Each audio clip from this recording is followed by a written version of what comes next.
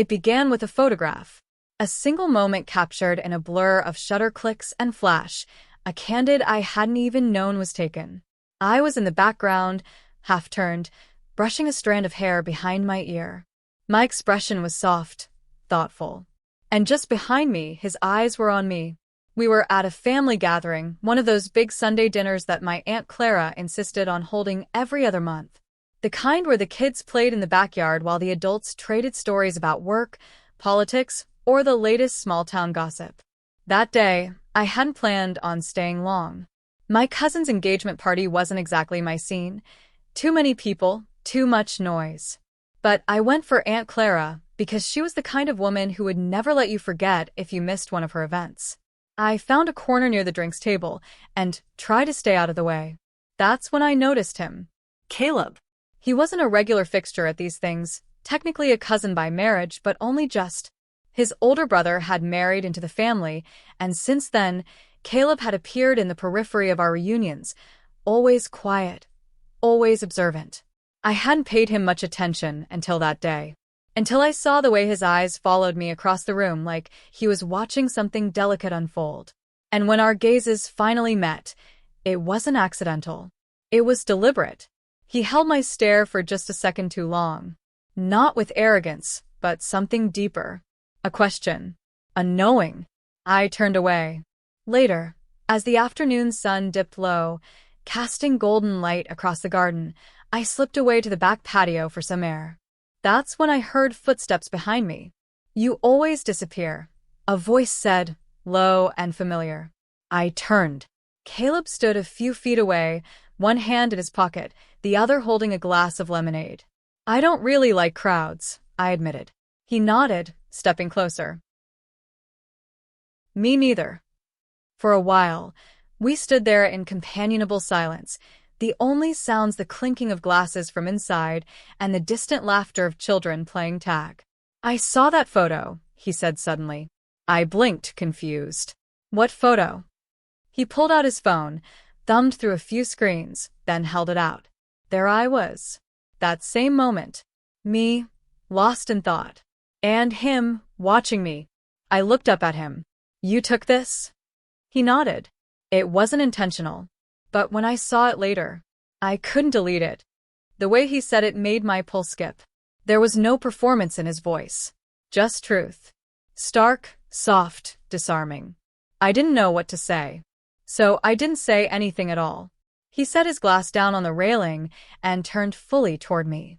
"You probably think this is weird." "I don't know what I think," I murmured. He smiled, barely. "That makes two of us." Something shifted in the air. Not with words, but with weight. We were standing on a wire, taut and trembling between the roles we were supposed to play and the things we hadn't dared to admit. A breath too close. A glance too long. The wind picked up, brushing my hair across my cheek. Without thinking, he reached out and tucked it behind my ear. That small gesture, so intimate, so simple, made the rest of the world blur. "You should go back inside," I whispered. "I don't want to." His words lingered, soft but stubborn, and in that moment, something deep inside me cracked open. And that's when I knew this story wasn't going to stay simple. I didn't sleep that night. Even with the fan humming in the background and the soft weight of the summer air pressing against my skin, my thoughts wouldn't settle. I kept replaying that moment, Caleb's hand brushing my hair aside, the way his fingers lingered like they didn't want to leave. That moment could have passed as innocent, a cousin being kind, a flicker of familiarity. But it wasn't. Not in the way it felt. Not in the way it stayed with me. The next morning, I found myself scrolling back through my messages until I landed on one from my cousin Grace, the bride-to-be. She'd sent a group of us the photos from the party. And there it was again. That photograph. Me, turned slightly, and Caleb in the background, staring. Everyone else was smiling, talking, caught mid-laughter. Only the two of us were still. The caption read, "Caught some candid moments." Candid. If only she knew. The week that followed passed in a strange limbo. I told myself it had meant nothing. That Caleb had just been playing with lines, seeing how close he could get without stepping over. But deep down, I knew better. Because I remembered how my breath had hitched when he looked at me. How I didn't pull away. Thursday evening, I got a message from him. Caleb, I can't stop thinking about what didn't happen. I stare at the screen, fingers frozen above the keyboard. What didn't happen? Not what did. Not the photo. Not the porch. Not the brush of skin. What didn't happen? That was the first time I let myself acknowledge it fully. I didn't want to stop thinking about it either. Saturday came, and with it another gathering, smaller this time. Just a casual barbecue at Aunt Clara's. The kind of event I normally wouldn't think twice about. But this time, I stood in front of my closet far longer than I should have, trying on outfit after outfit until I settled on something that felt effortless.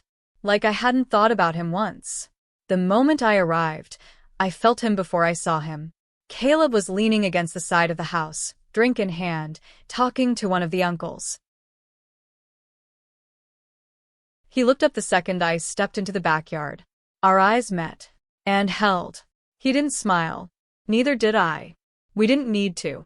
Later, as the sun began to set and the laughter grew louder and more unrestrained, I found a quiet spot by the edge of the garden. The hydrangeas were in full bloom, glowing in the amber light. You keep finding the corners, came his voice behind me. I turned, heart steady, but loud. Maybe I like them. He stepped closer. Or maybe you're hoping someone else will find you in them. We were too close again, but not close enough. I shouldn't be here, I said quietly. You are. I didn't answer. Couldn't. Caleb reached out, his hand brushing mine. Not grabbing. Not demanding. Just resting there. As if asking without words. And I didn't pull away. That was the moment it stopped being something we could dismiss. Something we could excuse. There was a storm building between us, one we had both seen coming, but neither of us had tried to stop. Not really. The storm arrived sooner than I expected. Not a metaphorical one, an actual downpour, sudden and wild, as if the sky had grown impatient with holding back. Guests scrambled for cover, dragging paper plates and cups beneath Aunt Clara's patio awning. Laughter turned to shrieks as soaked sandals slapped across the patio tiles. Someone knocked over the pitcher of lemonade, and a child began to cry. I didn't move. Neither did Caleb. We stood under the willow tree at the edge of the garden, the long green tendrils trembling in the wind, shielding us from view. Rain slid down the back of my neck. My hair clung to my skin, and I was shivering, but not from the cold. Caleb stepped in front of me, close enough that I could see the droplets on his lashes. For a moment, I thought he might say something, apologize, retreat, make a joke. But he didn't. He reached out slowly, fingertips brushing my jaw as he tucked a strand of wet hair behind my ear. It was the same gesture as before, but heavier now, infused with meaning we couldn't dance around anymore. I wasn't going to come today, he said, voice low and quiet under the patter of rain. I told myself I should stay away. You should have, I whispered. He gave a faint nod. But I couldn't. Neither of us moved. The rain softened for a moment, just enough that the breeze returned. The willow leaves fluttered, and I saw something in his eyes I hadn't noticed before. Restraint. He was holding something back. Whatever he was feeling, it was tangled and intense, and he was afraid of what might happen if he let it go. Come with me, he said suddenly. What? He glanced toward the house, then back at me. Let's get out of here. Just for a bit. I want to talk, really talk, and I can't not hear. I hesitated. My pulse kicked. Where? He didn't answer. Just held out his hand. And, against my better judgment, I took it. The roads were slick with rain, and his old truck smelled like cedarwood and cologne. We didn't speak at first. I watched the wipers sweep across the windshield in slow, rhythmic arcs. The storm raged around us, but inside, the silence was thick and electric. 10 minutes later, he pulled off onto an old dirt road I hadn't seen in years, the one that led to the abandoned vineyard near the edge of town. We used to come here as kids, climb the fences, steal sour grapes, and dare each other to enter the old stone barn that loomed like a relic of a different world. Back then, it had been about adventure, daring each other to break the rules. I never thought I'd return. Caleb killed the engine. The only sound was the rain on the roof and the hum of the storm settling into a steadier rhythm. He turned to me. "I don't know when it started," he said. "This whatever it is. But I'm tired of pretending I don't feel it." I didn't look at him. I was staring out at the barn, the faint outline of its collapsed roof visible through the foggy glass. "I've spent every family event trying not to watch you," he continued. "Telling myself you were off-limits, that it wasn't real. But I can't keep lying to myself." My throat was dry. "You shouldn't be saying this." "Maybe not," he said. "But I am." I finally turned toward him. "Why now?" His eyes met mine, and something in them broke open. "Because I've never felt more alive than I do when I'm near you. And because pretending doesn't make it any less real." I wanted to speak, to say something rational, logical, but every word I'd rehearsed in my mind disappeared.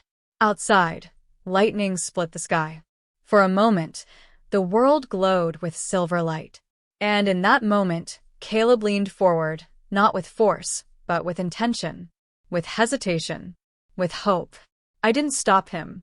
His lips stopped just short of mine, and for a second, we hovered in that charged space where everything waits to fall apart or fall together. My breath caught. His eyes flickered, searching mine for fear, for doubt, for any signal that I wanted him to pull away. But I didn't. And when we finally crossed that line, the kiss wasn't a slow bloom. It was wildfire. Hungry, disorienting, quiet at first, and then suddenly loud in my chest, in my skin, in the part of me that had been waiting without knowing it. His hand cupped my cheek with aching care, like he didn't trust that I was real. Like he thought I might vanish. When we broke apart, the world seemed to still around us. I couldn't speak. My throat felt tight with everything I couldn't put into words. He leaned back just slightly, giving me space. His voice was raw when he whispered, "I shouldn't have done that." "Then why did you?" He blinked slowly, rainwater still dripping from the edge of his brow. "Because I wanted to know what it felt like before I walked away." I stared at him. "You're walking away?" He didn't answer. Instead, he reached for the truck door and stepped out into the storm. I sat there, stunned, watching as he walked toward the barn, the rain soaking through his shirt, his shoulders taut with restraint. And then, without thinking, I opened my door and followed. Inside the old stone barn, everything smelled of rain and old wood. The roof had partially collapsed years ago, and water dripped in slow, rhythmic patterns onto the concrete floor. Light filtered in through broken planks, casting strips of gold and gray across the air. He was standing near the center of the barn, staring up at what was left of the rafters. "I used to come here when I needed to think," he said without turning. "Still do sometimes. It's like time doesn't work in here." I stepped closer. "Then why did you bring me?" He looked over his shoulder. "Because for the first time in years, I didn't want to be alone with this." My voice dropped. "With what?" He turned fully now, facing me. "With this feeling I've tried so hard to ignore. Every look, every touch, every second I spent trying not to want what I wanted." The storm howled outside, but the barn felt like the center of something still. "I know it's complicated," he said, "but I'm done pretending I don't feel it." "And what if I feel it too?" I whispered. The silence between us cracked open. He stepped toward me again, slower this time, more cautious than before. He reached for my hand, and I let him take it. "What happens now?" I asked, my voice barely audible above the sound of rain. His grip tightened slightly, grounding me. "That depends. Are we still pretending? Or are we brave enough to see where this goes?" I didn't answer with words. I just nodded. And in that moment, standing in a crumbling barn in the middle of a storm, hand in hand with the one person I was never supposed to see this way, I knew there would be no going back. The days that followed were slow, suspended in a haze of quiet meetings and loaded glances. Caleb and I had returned from the barn without speaking another word. We hadn't needed to. Something had shifted, crystallized in the silence between us. Something both terrifying and irreversible. We didn't tell anyone. Instead, we carved out moments when we could, quick walks under the guise of errands, text messages disguised as casual check-ins, a slow touch of fingers under a shared tablecloth at yet another family dinner. All of it existed in a fragile, flickering bubble we dared not examine too closely. But bubbles burst. And ours did, just 2 weeks later. It happened at my cousin's bridal shower. A bright Sunday afternoon filled with iced punch, pastel decorations, and laughter so thick it covered every possible crack in the air. I'd barely walked in when I saw Caleb across the lawn. He wasn't alone. A girl stood beside him. Blonde. Beautiful. Familiar in the worst way. My stomach dropped. It was Lydia, my childhood friend. I hadn't seen her in over a year, not since she moved out west and fell off the radar. But there she was, smiling up at Caleb like he belonged to her. And he looked different. Open. Familiar. Like the version of him I'd known before everything started between us. I didn't approach. I couldn't. I stood under the canopy of a flowering dogwood tree, half hidden behind a string of paper lanterns, and watched. She touched his arm. He laughed. And then, as if my thoughts were loud enough to pull him toward me, Caleb turned. His eyes locked on mine. For a second, the world stopped. Not the dramatic kind of stop, no violins, no slow-motion gasp, just a quiet, awful pause. Like a skipped heartbeat. Then he looked away. And just like that, the spell was broken. I fled. He didn't text that night. Or the next. When I finally heard from him, it was a message that burned more than silence. We never should have let it start. I'm sorry. No explanation. No confrontation. Just a flat line in place of what had once been something wild and pulsing and impossibly real. I spent the next week wrapped in disbelief, then grief, then something colder. Resolve. I deleted the messages, archived the photos, rewrote the memory into something more palatable, something I could survive. And I tried to move on, until a letter arrived. No name on the envelope. Just my address, written in neat, blocky handwriting. Inside, folded with precision, was a single sheet of notebook paper. If you're reading this, it means I didn't say what I should have. I lied. Not about what I felt. About why I stopped. Lydia, she's not just someone from my past. She's pregnant. And it might be mine. I didn't know how to tell you without it breaking everything. So, I broke it first.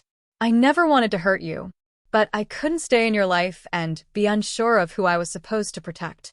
If there's any part of you that still believes in what we had, know this. I did too.